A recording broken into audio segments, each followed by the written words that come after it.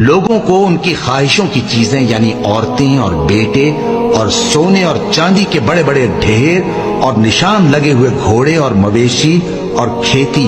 بڑی زینت دار معلوم ہوتی ہیں، مگر یہ سب دنیا ہی کی زندگی کے سامان ہیں اور اللہ کے پاس بہت اچھا ٹھکانہ ہے۔ اے پیغمبر ان سے کہو کہ بھلا میں تم کو ایسی چیز بتاؤں جو ان چیزوں سے کہیں اچھی ہو؟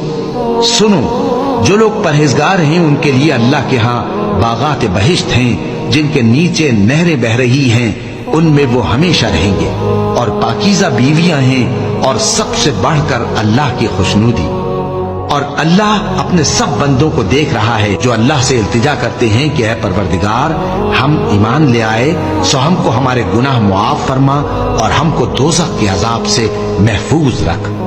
یہ وہ لوگ ہیں جو مشکلات میں صبر کرتے اور سچ بولتے اور عبادت میں لگے رہتے اور نیکی میں خرچ کرتے اور اوقات سحر میں گناہوں کی معافی مانگا کرتے ہیں۔